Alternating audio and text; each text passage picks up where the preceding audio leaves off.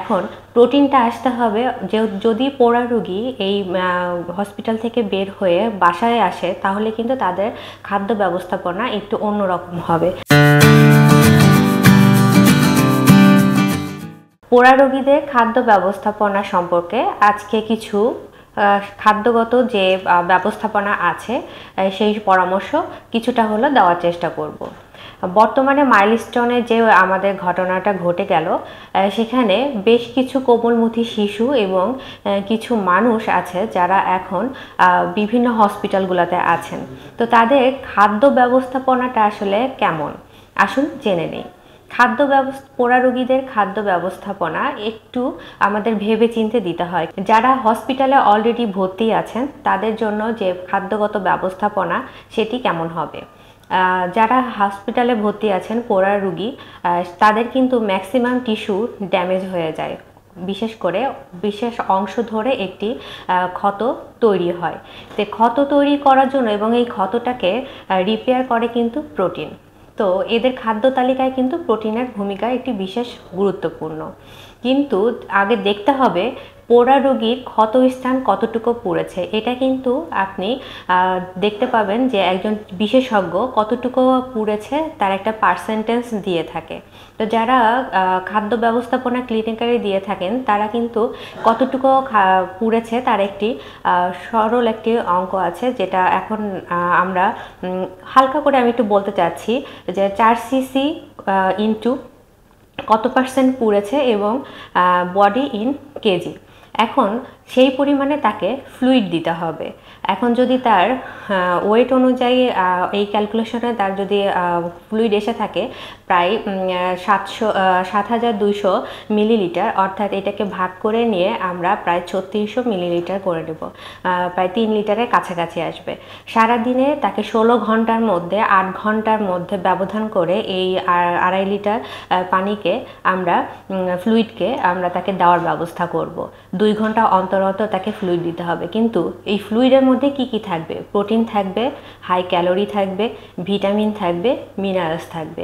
এখন প্রোটিনটা আসতে হবে যে যদি পোড়া রোগী এই হসপিটাল থেকে বের হয়ে বাসায় আসে তাহলে কিন্তু তাদের খাদ্য ব্যবস্থাপনা একটু অন্যরকম হবে। কারণ যত মুখে খেতে দেওয়া যাবে পোড়া রোগীদের খাদ্য ব্যবস্থাপনার মাধ্যমে তাদের কিন্তু সুস্থতা তত দ্রুত হবে। এখন প্রোটিনটাকে দিতে হবে মাছ, মাংস, এখান থেকে ডাল বা ডাল জাতীয় অংশ থেকে।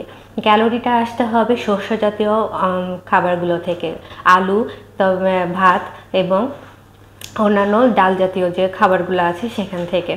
কিন্তু আলুটার ক্ষেত্রে কিন্তু মিষ্টি আলু দিলে সবচেয়ে বেশি ভালো হয়, কারণ শক্তি এখানে বেশি উৎপাদন হবে। খেয়াল রাখতে হবে এখানে সংক্রমিত যেন কোনো রকমভাবেই না হয়। কিছু ক্ষেত্রে তাদের বাধা থাকবে, যেমন ভাজা জাতীয় যে খাবারগুলো থাকবে, অতিরিক্ত মশলা জাতীয় যে খাবারগুলো থাকবে, মিষ্টিযুক্ত যে খাবারগুলো থাকবে, এটা কিন্তু অ্যাভয়েড করতে হবে। কারণ এই জাতীয় খাবার থেকে সংক্রমণ অতি দ্রুত বৃদ্ধি হয়। খেয়াল রাখতে হবে যেন সংক্রমিত না হয়।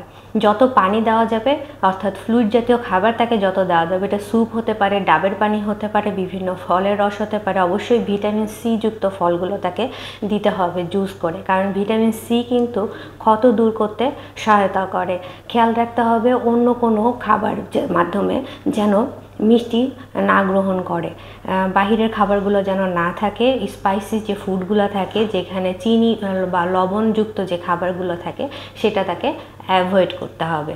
তাদের যে খাদ্য ব্যবস্থাপনা দেওয়া হলো, ভিটামিনগুলোর মধ্যে কোন কোন ভিটামিন থাকবে? ভিটামিন সি থাকবে, এ থাকবে, বি কমপ্লেক্স থাকবে এবং ওমেগা 3 অবশ্যই থাকবে।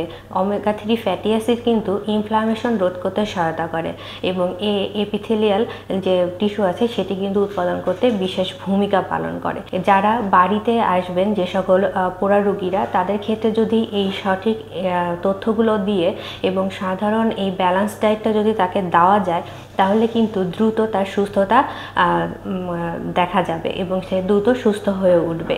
আরেকটি বিষয় হচ্ছে, যারা হসপিটালে এখন আছেন, যাদেরকে ফ্লুইড দেওয়া হচ্ছে, হয়তোবা আইভি দেওয়া যাচ্ছে কিংবা টিপিএনের মাধ্যমে যাদেরকে ফ্লুইড দেওয়া হচ্ছে, তারা কি আসলেই পর্যাপ্ত পরিমাণে ফ্লুইডটা পাচ্ছে কিনা এবং সুস্থ আছে কিনা এটা দেখতে হবে। কাছে যারা আছেন সে আসলে কতটুকু ইউরিন পাস করছে, ঘন্টায় 30 ml থেকে 60 ml যদি সে ইউরিন পাস করে থাকে তাহলে সেই রোগী বলা যায় মোটামুটি সুস্থ।